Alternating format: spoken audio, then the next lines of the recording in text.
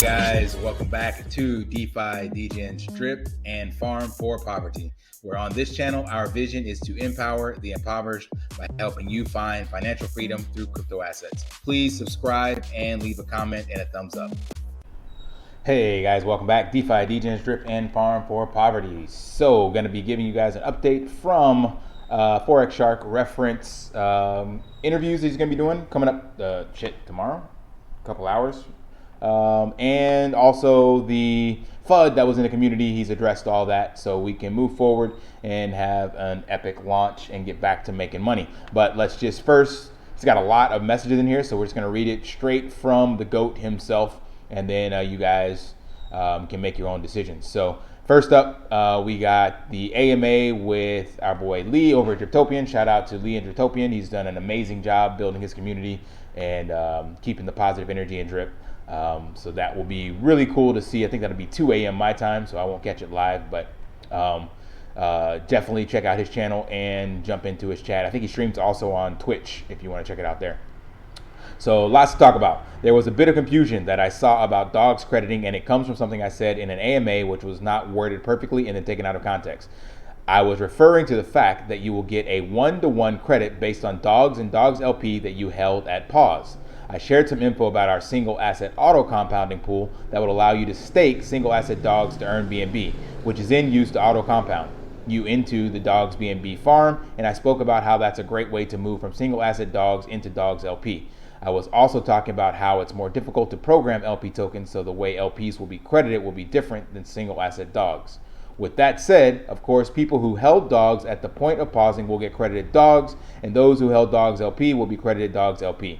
We will have some docs out shortly to explain all the new VD2 systems. So I also made a mistake on this. I was listening to other YouTubers, and then I listened to Forex as well, and I made the misrepresentation about this as well. So the long and short is that you will be credited exactly what you had before. So remember, in my last video, I had this up and was talking about the farms here, and everyone thought that if you had dogs BUSD, dogs WBNB, that you would just get, so say you had $100 here, which would be $50 worth of dogs, $50 worth of BSD.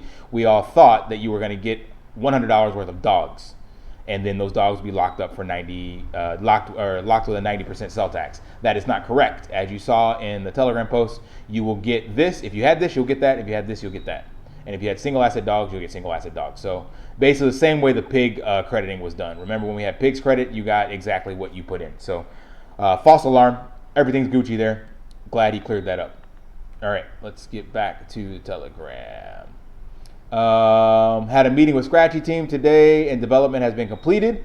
So remember, this was supposed to be, I think he said everything will be done for Scratchy by the 17th, but it looks like it's done ahead of schedule, which is cool. We are ready to move into the auditing phase. I am about to go into a meeting with our marketing team right now to start preparing for the launch of Animal Farm as well as drip updates. So remember, he wants to do a 1 month or 30 days worth of marketing for the new relaunch. So looks like that's moving forward. Maybe we'll hear something in the AMA with Lee in the next 12 hours or so. All right, here is him addressing the FUD. So this will help calm anyone's fears about what's been taking place. So we are looking into the malicious claims. They are so ridiculous that they are not even worth responding to, but I will do it once now that I've looked at the data. There were 3 claims that we saw. Claim number 1, we minted pigs. If you look at the amount of pigs we minted, it's 12% of the supply, which we put into the pig pen. We did this because if we did not, we would have 0 stake in the pig pen when it went live, and we wouldn't have been able to collect our disclosed 10% dev fee on the BUSD generated from the deposit fees. 75% of the deposit fee goes to the pig pen, 25% goes to the dog's liquidity helper contract to add liquidity to the dog's token. Our 12% of the pig supply in the pig pen paid us out 10% of the BUSD generated from the deposit fees, as is disclosed in the docs. We split this into multiple wallets for accounting purposes. So that is reference to this. So in the original Animal Farm V1 white paper, you see the actual fees he put out here. So 15% deposit fee will be allocated for marketing, 10% is allocated to platform fees. And then he mentions about the BUSD dividends they get. So leveraging capital with a unique rehypothecation contract. We will not leave our capital in the contract stagnant. The animal farm will utilize all available funds through staking them on PancakeSwap to earn additional yield. This is used for buybacks, which has now been changed to pigpen injections, marketing, development, and platform costs. So remember, on all other platforms and things of that nature, the dev takes fees, and that's into perpetuity, right? So there's 5%, 10%, or whatever. So that turns into $1 billion platform. Then the dev is just constantly making all that money. What Forex has done, which is actually quite genius in my opinion, is that he doesn't have a flat fee. Instead, they minted pigs, and they take those pigs and stake them into the pig pen. So that means he's only getting money from the rehypothecated or additional farms money. So what that means is, remember, in the farms, so he said he doesn't want capital sitting stagnant. So all this capital in here, normally without the money going to PancakeSwap, it would just come in here and sit in here on the contracts. And then when you deposit in here, there is a 2%, 3%, 4% fee. So that fee would be paid to the pigpen stakers, right? So if there's $1 million of assets staked and the total fee that was generated was 10%, then there's $100,000 that would go to the pigpen, and then based on your position in the pigpen, you will be getting paid out a percentage of that $100,000. What is extremely innovative on what he did is instead of the fund sitting here, so there will be the fee that we just talked about, let's just say it's 10% total, but he can now take that $100,000, send it to PancakeSwap. Just bring that up for some of you guys that may not even be familiar with this because you're new to DeFi. So my apologies that we're always talking to people in the community as if they've been doing this forever. These could be some of your first videos. So PancakeSwap is the leading decentralized exchange on the Binance Smart Chain. So basically what he's doing is he's taking that $100,000, that liquidity, those LPs or whatever it is, and you can put it into other farms and pools to earn cake. That's what he's talking about. So you can take BUSD, BNB, stake it in here, and you'll earn cake. So he's taking that, whatever amount of money that is, and putting it into these farms and pools, and he's earning cake off of that, and then he can sell the cake. So we still have, like in this case, what I was talking about here, you still have this LP, right? And he's putting that into PancakeSwap. And then on PancakeSwap, you're getting the cake, and he's selling the cake as the dividends or payouts. So that really helps the sustainability of the farm because all these other people are also adding to these pools and farms. So this is, like I said, the biggest one on Binance Smart Chain, and I think it's over $1 billion or something like that. It's crazy. So it's really, really smart what he did. So he cleared up the FUD with that, saying that yes, they minted pigs and they're doing it to support the fees that are clearly listed in the white paper. All right, so next up, he says, we earned around $200,000 split between BB and myself on a farm that had 700,000 TVL at one point. That was before the farms paused. Way less than any other dev team would have taken from a project of this kind. Remember, we took a small piece to share all of the rest with the users, where in most cases, 100% of the fees goes to developers. We paid over $100,000 in audits and other services to even launch Animal Farm. So that's another thing to keep in mind. Like what he's taking out, it's not like it's all going into Forex's pocket. As you saw in here, they have marketing, they have development, they have platform costs. Any of the audits cost money. Getting the website UI and the devs that he hired, getting this stuff drawn up, the new team members he got, DevStreak that's on board. The DevStreak ain't working for free. All this stuff costs money. We don't know how much, but I know on the project I'm trying to launch, Jesus Christ, man, I've just talked to some low-level people, and they want to charge me $5,000, $10,000 just to be a Discord community manager or to get an AMA on their Twitter. It is crazy. So, and developers that I talk to, yeah, they'll charge 50 grand, 60 grand, 70 grand for a full stack for what I'm trying to do. And it's a simple NFT contract. It ain't got nothing to do with all this other coding. So I have no idea how much he has to pay to get this out, but I can tell you from my personal experience, it ain't cheap. It is not cheap to create a project and sustain it as well. Because even when you pay the developer, there's things that got to change. You got to hire them back or keep them on board or whatever the case may be. So we paid over $1,000 in audits and other services. Again, this is a case of FUDers ignoring the facts to bring attention to themselves. And if you look at the info, which has been circulating around recently, the FUDers are literally serial scammers. Then you have a handful of people who are just confused because they don't understand, they do not understand the protocol or how to do basic blockchain analysis. So that clears up the minting. I'm sure there's still some FUD and some questions out there, but for me, I'm on Team Forex and I don't give a damn what he did and why he did it. It is justified in my opinion, and as long as we all go back to making money, I don't care. Like again, $700,000. What is the calculation on this? Should be able to do simple math here, but in my head I can't right now. $200,000 divided by 700 million. Oops, that is not what I wanted to do. See what happens when you try to do math while on a YouTube video? That's not it either. Jesus Christ, should have been the other way around, right? Because I want to get the percentage. Maybe it's so small that it won't let me pull it up. I can't even get that fraction. I want to see what percentage of 700 million that was, but it's a fraction of a percent. Let's see, 1% would be 7 million.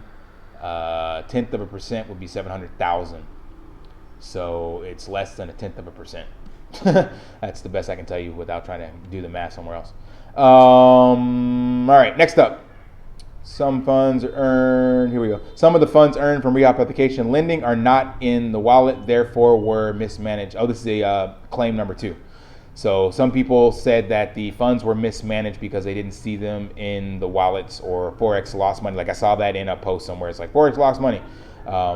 So he's clearing that up here. The funds which have been earned through re-op application are in 2 places. Some are in the wallet where they have always been, and the funds which are not in the wallet are in the form of cake earning yield on PancakeSwap. This is not only verifiable by anyone who can do basic chain analysis, but it's also exactly what we disclosed. And what we would do and what we have mentioned in every AMA for months. There is no point leaving cake in the wallet when we can earn additional yield on it. When the farm goes live, this capital will be used mostly for pig pen injections as well as crowd investing governance model. So remember, that's just clearing this up here again. Right here in the white paper, he said we will not leave our capital in contract stagnant. So people are claiming they don't see it in the wallet, so they thought he lost it. But if you, I have not looked this up, but I believe 100%. If you would go back and track the chain, you'd find it in one of these, in these pools somewhere, earning yield. So the information's there. You just gotta, it's probably here in the steak cake, I would imagine, because there's a lot of cake in there. I don't know, but point being, it's all there. No cause for alarm. Next up, here we go. The last one is about dogs. The capital backing dogs was somehow mismanaged. This claim and the claim below are mind-breakingly stupid. All the liquidity backing dogs token is still in the liquidity pool. None of it has moved since the token was paused. Simply look on Dex Tools and you will see. Again, these are the claims of a serial scammer who has a history of creating FUD and drama to get attention, which he uses to shill scams. I will never address this again because it's exactly what they want. We are so close to launching a groundbreaking protocol that are going to change DeFi, and that's where my attention will be. So that clears up all the FUD from the naysayers. We can move into some other stuff that he mentioned. The announcement was scratchy. I think that's it. Then he said the guys who are behind it, I'm guessing the FUD and all the drama, are 3 dudes who wanted a drip partnership. They were denied because they didn't deliver, so they resorted to this in order to get attention from our community. Yesterday, someone made a post exposing them for scamming out of 8 projects in a row and posting about their heroin addiction and all kinds of craziness. It's really crazy, but we are in the wild, wild west. We are in the wild west. They cause drama with big communities to get attention and start a group around it and then use the group to beg for donations and push scams. You'll find some of this info in a lot of the groups. I'm not going to entertain it and show it here, but just do your research. Find it in one of the groups. You'll find the post about the person behind the leading investigation, I guess you could call it. Also, the partnership that Forex has mentioned. Ray from Bartertown already covered this partnership, so I'm not going to go into it here. So Do your own research. You'll find the information out there. Other drippers have covered it as well. Next up, I need to make something clear because there seems to be confusion which is purposely being propagated by scammers who want more attention. Everyone who holds Dogs LP at the point of pausing will get LPs of the same value back. So he already cleared that up, but he's restating it again. Everyone who held Dogs token will get Dog token back. People are repeating lies from someone who purposely took something I said about the auto-compounding Dog single asset pool out of context and either to feed into the nonsense or because they're dumb as a brick. The stupidity of some people is just insane. I was making a point about the value that people are getting credited being one-to-one with what they had at pause and how they can use single asset Dogs to earn Dogs LP and Dogs and single asset Dogs pool. Awesome. So for me, all systems point to bullish on drip. Gotta admit, when I saw the FUD initially, I was a little bit alarmed or pause or curious, but as I said in my other video, there's no sense in making a decision from fear, so waiting for the facts. First, put the facts out there. Some people may not like the facts. I personally don't give two shits. Just help me make money. And we've proven that drip is sustainable if the community doesn't get stupid and try to wreck it. And even if it gets wrecked by the community, the good news is, again, it's sustainable, so the people that believe in it can bounce it right back. So I'm just waiting for the farm to come online so that we can get this drip garden added in here, the drip BUSD pool, and Forex can get his attention on supporting the entire ecosystem with all these developments and tools. So all this stuff does is detract from what we need to do to launch. There are delays, there are issues, there are things we'd like to see cleared up, and he's working on that. Other people have addressed that his leadership or his ability to handle big projects and yada, yada, yada. That's why he's hired the team. He's clearly seen that he is a developer and he grew his wings in the Forex trading and learned to write code and script. That's his shtick. That's what he's learned. So he's hired a project manager. He's brought Ray from Bartertown on to do some liaisoning between the CMO and stuff. Maybe these are not the people you would like, but who gives a shit? The point is, he sees that he has holes in his existing frame or the business he's building, and he's bringing on the right people to fix it.